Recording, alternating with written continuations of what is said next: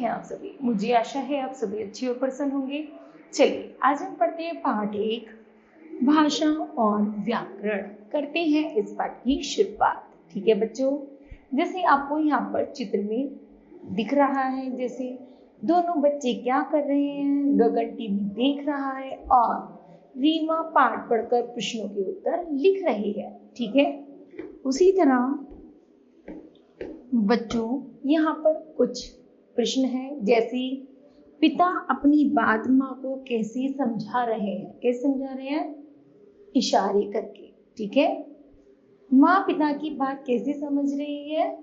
उनकी मौखिक भाषा के द्वारा और सांकेतिक भाषा के द्वारा।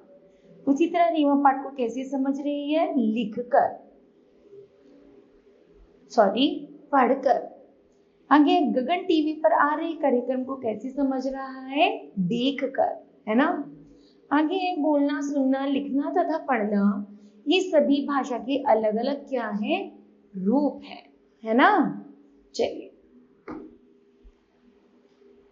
आगे है बच्चों, हमें पढ़ने, लिखने, सुनने तथा बोलने के अलावा अपनी बात को संकेतों के माध्यम से भी समझा सकते हैं और दूसरे की बात को समझ भी सकते हैं। ऐसे कुछ और संकेत है, जैसे बच्चों संकेतों द्वारा बात समझना आसान नहीं है। कुछ संकेत ही ऐसे होते हैं जिन्हें सभी आसानी से समझ सकते हैं और समझा सकते हैं। संकेतों की भाषा के लिए अलग से प्रशिक्षण होता है। ये विशेष परिस्थिति तथा विशेष लोगों के लिए होती है। ठीक है, चलिए पढ़ते हैं इसकी परिभाषा।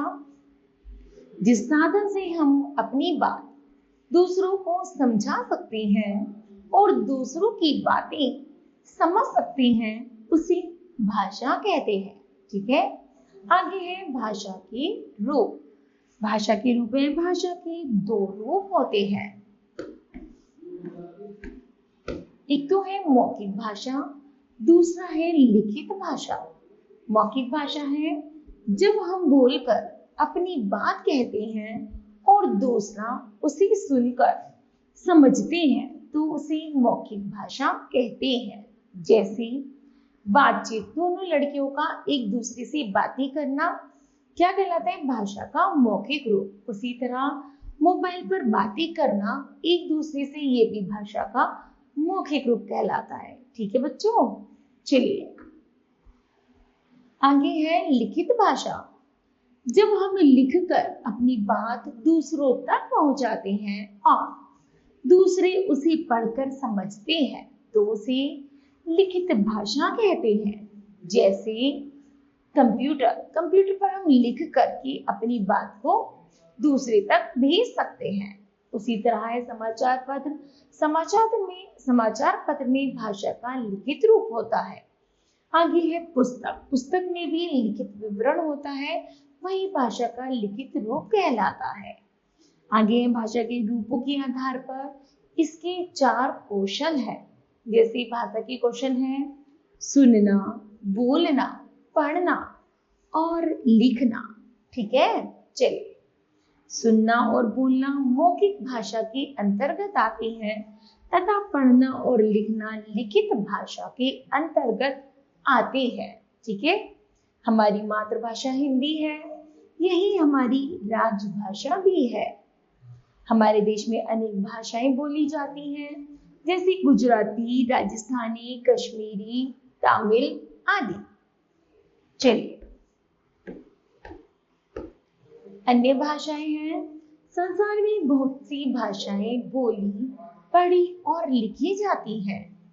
सभी देशों की अपनी अपनी भाषा है, जैसे जर्मनी में जर्मन, फ्रांस में फ्रेंच, स्पेन में स्पेनिश आदि भाषाएं बोली जाती हैं। लिपि, चलिए पढ़ते हैं लिपि किसे कहते हैं। परिभाषा के माध्यम भाषा को लिखने के लिए निश्चित किए गए चिन्हों को लिपि कहते हैं। एक तरफ है भाषा, दूसरी तरफ है लिपि। जैसे हिंदी, गुजराती, मराठी लिपि क्या है? देवनागरी। पंजाबी की लिपि है गुरुमुखी, बांग्ला की बांग्ला, उर्दू की फारसी और अंग्रेजी की है रोमन। ठीक है, चलिए आगे है व्याकरण करते हैं। ऋतु नाच रही है, यह एक वाक्य है। उसी तरह मेरे को अपनी माँ के साथ जाना है, ये भी वाक्य है। बच्चों ये दोनों वाक्य गलत है। पहला वाक्य ऋतु नाच रहा है गलत है, क्योंकि ऋतु एक लड़की है, लड़का नहीं, इसलिए शुद्ध वाक्य होगा ऋतु नाच रही है ना। आगे है दूसरे वाक्य में मेरे को और अपनी शब्दों का गलत प्रयोग हुआ है, शुद्ध वाक्य हुआ मुझे अपनी माँ के साथ जाना है। ठीक है, ये वाक्य शुद्ध है अथवा अशुद्ध, यह हमें कैसे पता चला, चलिए बताते हैं बच्चों। इसकी जानकारी हमें व्याकरण से मिली। भाषा को सही ढंग से बोलने और लिखने के लिए कुछ नियम बनाए गए हैं। इन नियमों से ही हम भाषा को शुद्ध रूप में बोलना, पढ़ना और लिखना सीखते हैं। ये नियम एक सूत्र में बंधे होते हैं, यह सूत्र ही व्याकरण कहलाता है। चलिए पढ़ते हैं परिभाषा के माध्यम से। भाषा को शुद्ध रूप में बोलना, पढ़ना और लिखना सिखाने वाले शास्त्र को व्याकरण कहते हैं। व्याकरण हमें 3 बातें सिखाता है। नंबर 1 शुद्ध बोलना, शुद्ध पढ़ना और शुद्ध लिखना। ठीक है, चलिए बताओ ये बच्चों, आज आपने इस पाठ से क्या सीखा? तो हमने सीखा मन के भावों को दूसरों तक पहुंचाना और ग्रहण करने का साधन भाषा है। भाषा के 2 रूप होते हैं, मौखिक तथा लिखित। भारत की राजभाषा हिंदी है। भाषा को लिखने के लिए निर्धारित किए गए चिन्ह लिपि कहलाते हैं। आगे है हिंदी भाषा की लिपि देवनागरी है।